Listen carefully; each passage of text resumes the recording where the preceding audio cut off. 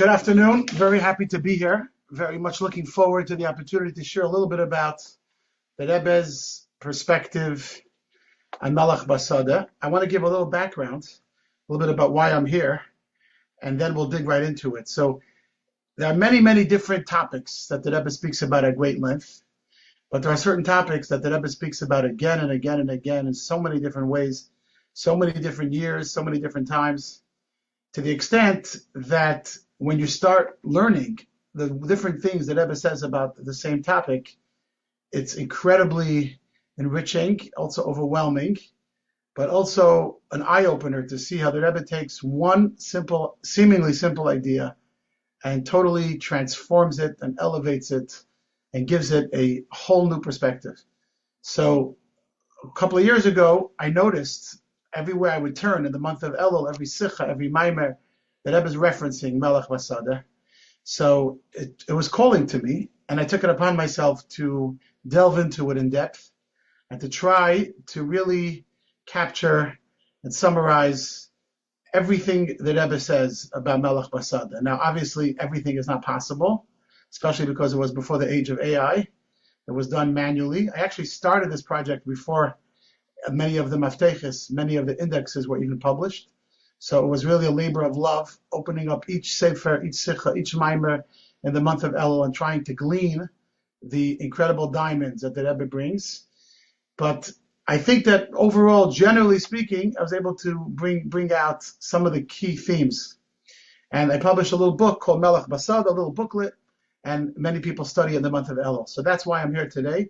I don't profess to be an expert in it, but I want to share a little bit about some of the key ideas that come out from the Rebbe's Sichos and Mamarim and the Rebbe's talks on this topic. And just to make it a little easier, because I'm a visual learner, I'll put up on the screen some of the text that supports of what I'm saying. But I want to highlight that the text that I'm sharing is an adaptation. So it's not the actual Sikha itself, it's more summarizing what the Sichos actually say. But I want to first back up a little bit and point out one of the most famous things about this Mashal Melech Basada, which many people are aware of, but I think it's important to highlight, and that is that the Rebbe points out one of the most amazing, unique phrases that the Rebbe used about this mashal is the fact that we find it printed on page Lamed Beis in Likutei Torah. So seemingly it just happens to be a coincidence, but the Rebbe says everything is Hashgacha Pratis, especially the fact that it's a Sefer in Torah. So the fact that this was put in page 32 of Likutei Torah is a sign that it must be the leiv, it must be the heart of the entire Likutei Torah. I can't think of anything else besides Perek Lamed Beis of Tanya that the Rebbe referred to in such an incredible way. That this idea is the heart of the entire Chassidus. And that's what the Rebbe said about Melech Basada. So that itself already tells us that this is very significant, something very, very big and very meaningful. Now, one of the first ideas I want to share today is a very interesting diuk that the Rebbe brings out in the language of the Alter Rebbe. The Rebbe points out something very interesting, that generally speaking, it's known in Chassidus that time is not just a mechanism to monitor progress, but time actually has its own energy. Every moment in time has a special energy within it that doesn't exist, has never existed, and will never exist again. So when you experience a moment in time, you're actually experiencing something brand new, something that never transpired, and a new chayas eliki, a new spiritual divine energy that's being projected into this universe. And one of the famous examples that is brought for this is that when the Alter Rebbe was in jail, afterwards the Chassidim asked him, how did you know what time it was for Shachis, for Mincha, for Ma'ariv? And the Alter Rebbe said that he tuned into the unique mazalos of each hour, and that was how he was able to access what time it was in the day. So there is such a concept that there's a certain divine energy and in a certain moment that if you're able to align yourself with that spiritual level, then you actually could feel the particular moment, or in the language of today, the particular vibe of that moment. There's another incredible story about Rab Leivik, and I'm mentioning this specifically because Chaf Av is in a few days. Rab Leivik's yahrzeit. Rab Leivik was once asked, it was the night of Rosh Hashanah, and he was walking back from Shul, and some of the Chassidim who were with him asked him a simple question. We are told that the Eibishter every year decides anew whether he wants to recreate the world or not, and that decision is made during the blowing of the shofar. So they asked him, the night of Rosh Hashanah, how is the world surviving? if Hashem is withdrawing, so to say, his energy until the blowing of the shofar. And Ablivik looked at the person in surprise and said, don't you feel it? There's a certain element of elevation that Hashem's presence is not felt as much in the world. And then Ablivik pointed to a river that they were passing, and he said, don't you see it in the flow of the river? That the flow is a little different? So we're talking about the ability to actually tune in to spiritual time. One more very powerful example is it's a known fact that Friday night, right before Shkia, right before Tzeis, the Kedusha in the world's elevated to higher level, like we say in Kabbalah Shabbos and Kegavna. And it's a famous thing that certain tzaddikim would go take a little nap right before Baruch Hu Friday night, because they were tapping into the fact that the Chayas Eliki, the divine energy, is being elevated. And Chassidim would notice, if you look very closely, that Friday night in 770, right before Baruch Hu, the Rebbe's eyes would close for a second. And if you looked very closely, you were able to see it. So the message I'm trying to bring out is that there's a concept that there's a certain divine energy that exists in certain times, that it's specifically tied to that time. And if you're able to access that level, then you're able to feel it. And this is where I want to bring in the diuk that the Rebbe brings. And I'm going to put it on the screen so we can actually see the words. So over here we see a very interesting diuk. The Alter Rebbe, when he describes what's unique about the month of Elul, he says that it's Zman Hizgalus Yud Gimel Midas Harachamim. It's the time of the revelation of the Yud Gimel Midas Harachamim, the 13 divine attributes of mercy. And the Rebbe asks, why does he say Zman Hizgalus? It's the time of the revelation. He could just say the month of Elul is when the revelation of the Yud Gimel Midas Harachamim is present and is felt. And the Rebbe explains a fascinating diuk, that the Zman, the time, what the Alter Rebbe is trying to tell us, is that the time itself, embedded within the time, is this very unique Ur of Yud Gimel Midas Harachamim. And the Rebbe uses that in Ha'ara Lakut HaSichos to answer a different question, that how is it possible that Elul has such a great revelation if it's a time of personal avodah? The Rebbe answers that it's nothing to do with what you do or what you don't do. It's simply embedded in the time. And the reason why I bring this is because we see something incredible. When you learn the Rebbe Sichos Amarim on this theme of Melech Basada, we see something incredible. And that is that when the Rebbe would speak about this in all of the Sichos, but especially by the rallies to the children, the Rebbe speaks of it in a very real way. So often when you learn a mashal in Chassidus, you're like, okay, it's a nice analogy. It's bringing out a lofty concept. It's a great way to bring it out in a interpretation that makes it a mashal. When the Rebbe speaks about Melech Basada, the language and the oisius the Rebbe uses is so amazing. It's real. The Rebbe talks about the king in the field in a mamchashdik, in a real physical way that it's actually present. And I encourage, sometimes we read the rallies that the Rebbe told the children, like the Rebbe that's a kinder, and it seems like it's very simple, but if you read it and you learn it, you're able to see when the Rebbe describes to a child, especially if you listen to the actual audio, the Rebbe says the king is standing right next to you and asking you, what candy do you want? Like, the Rebbe takes it and makes it so real. So I want to mention that I believe, and this is my understanding from all of the Sichos, that the Rebbe is basically saying, I see the king in the field. It's real. It's embedded in the time that we're in. And I'm inviting you to come see what I see. I'm inviting you to elevate yourself, to actually witness and feel this Melech Basada. There's no other way to understand it, because the way the Rebbe takes this mashal and analyzes it in every side, in every corner, in every detail. Where's the king? Who is the king? Why is he here? Why is he not there? All of this extensive elaboration and in-depth interpretation highlights how in the Rebbe's eyes, Melech Basada is not a theoretical idea. It's a very real, tangible reality that the Rebbe is actually feeling. A good mashal for this, I just want to share that a mashal that resonates with me very much, is if you go to Berlin, you'll see something very interesting, that by the Berlin Wall, Berlin was one of the only places in the world where you could be under communism rule, but you could look at the other side of the wall and you could see people walking freely. So they have an incredible statue of a young woman standing on top of a stone, and she's looking to the other side, and her hands are cupped around her mouth, and she's kind of shouting out. And the idea is that her sister's on the other side of the wall. And she's so close, she sees it, but she knows that if she makes one step closer, she could be shot. And it really brings out that idea that you're able to see something, and you want to see it, but you're so close. I like to think to myself that the Rebbe is on that rock, and the Rebbe sees the Melech Basada, and all the sichas and all the mamarim, the Rebbe is telling us, I want you to step up, and I want you to see what I see.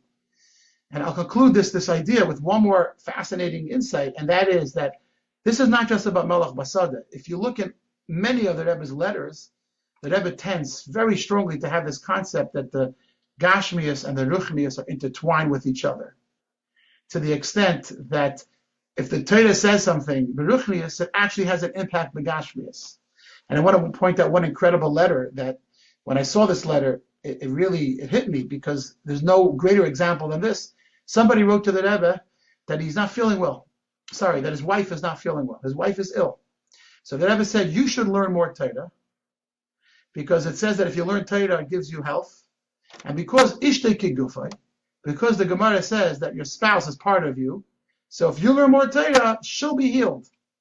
So here the Rebbe is taking a spiritual concept, two spiritual concepts, that Torah heals, and then saying that you and your wife are one, and as a result, she will directly be healed, Begashmias, from your study of Torah.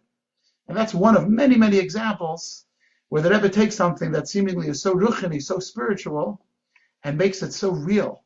And I think that Melech Basada, almost more than anything else, in Chassidus, where we see the Rebbe do that. So now this leads us to a very big question. And the question is, if this is so real, why don't we see him? If it's taka like this, if this is so emistic and this is so embedded in the time, why don't we see him? And the Rebbe asked this question in Tafshim Mem Zayin, and the Rebbe gave two answers. The first answer is the obvious answer that we would expect the Rebbe to give, and I put it on the screen as well. And the Rebbe says, since this mashal is chelek miteiras emes, it's part of Torah, so it's emes. And the fact that you don't see it means nothing. Like, who asked your opinion? Does it matter if you see or not? The fact is, it's emes.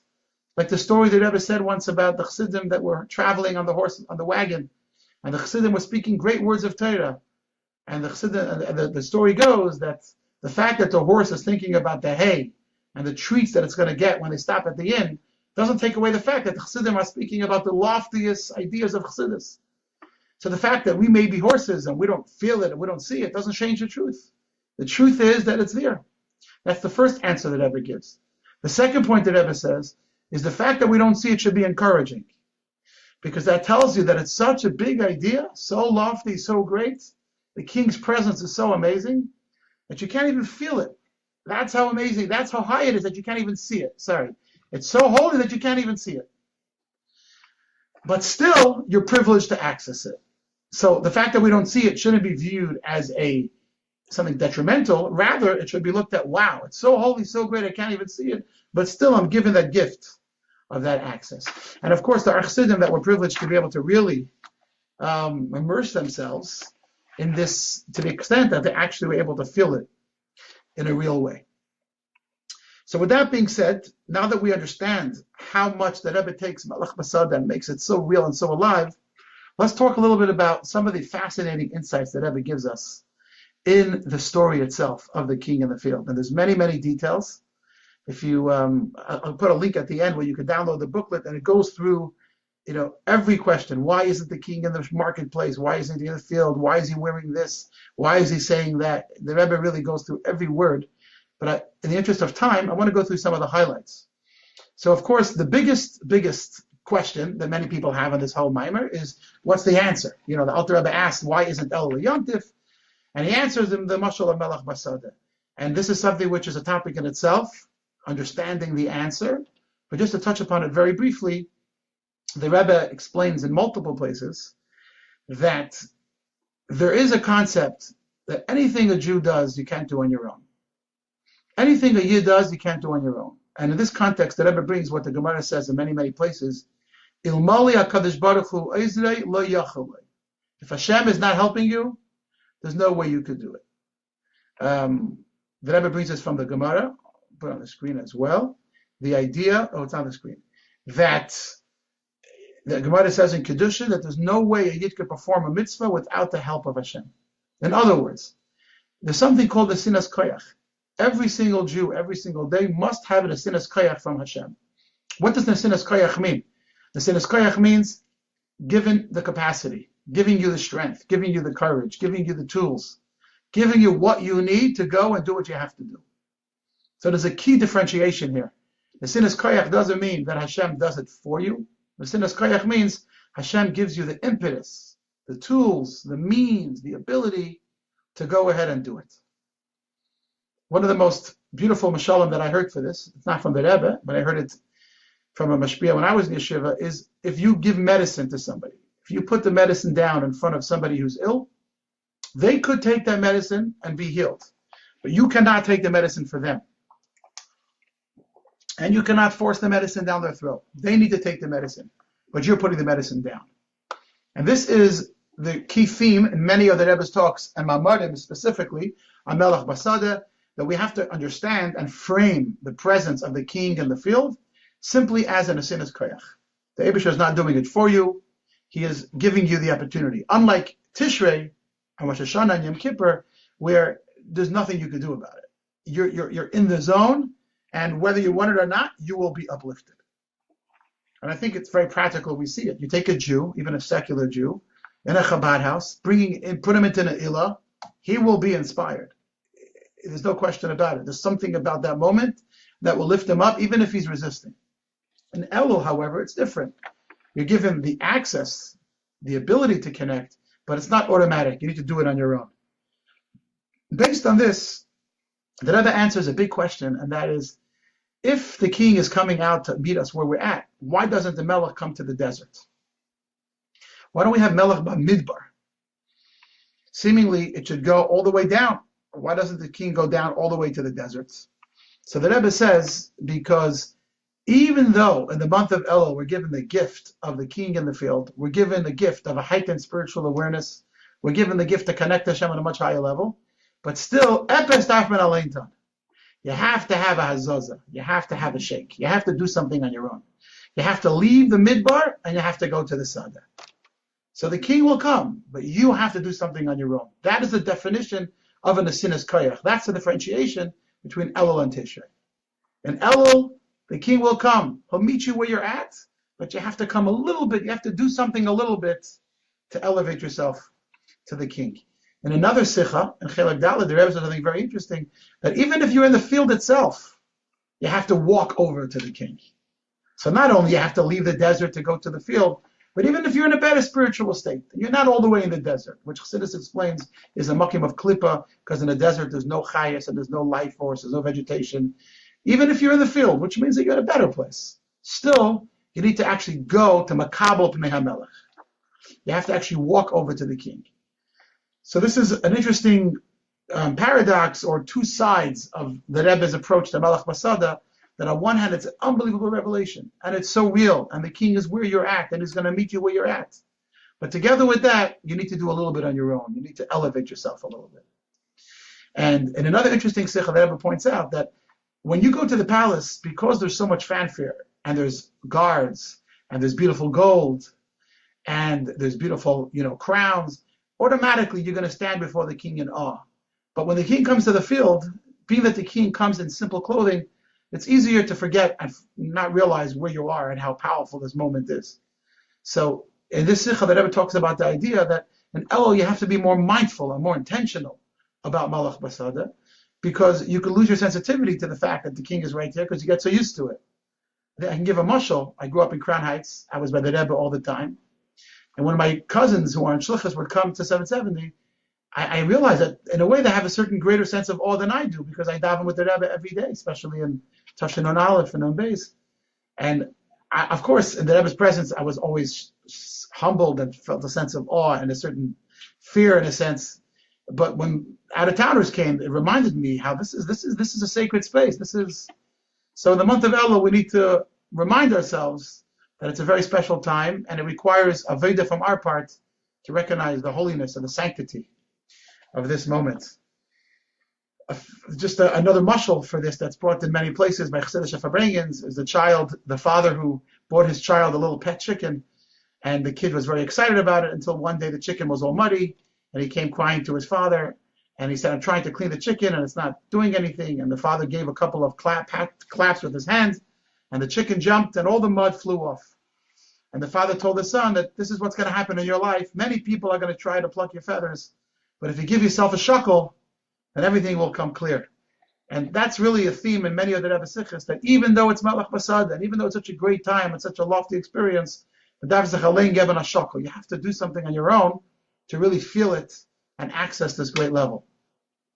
An interesting question that Rebbe asks is, if it's such a great time and the king is in the field, why do we say Tachnan?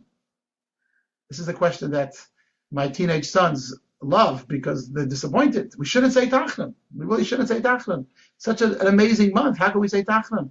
Imagine the king came to live in your house for a month. Imagine the Rebbe was visiting you in your own home. Of course you don't say Tachnan. It's a Yom Tov.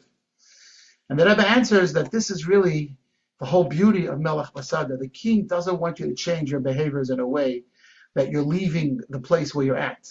He doesn't want you to feel like you have to come to his palace and put on nice, clean clothes. He wants to meet you where you are, in a place of Tachna, in a place of struggle, in a place of darkness. And over there, he wants to come and be with you. And that's the reason why we say Tachnan, because that highlights the whole idea that it's Melech Dafke Bisada. Then the Rebbe asks a question, that wasn't Tashim Mem Zayin. In Tashim Mem Ches, the Rebbe asked a flip question. Why don't we see a mitzvah, or at least a minhag, that every day we should have be extra happy, extra simcha in the month of Elul?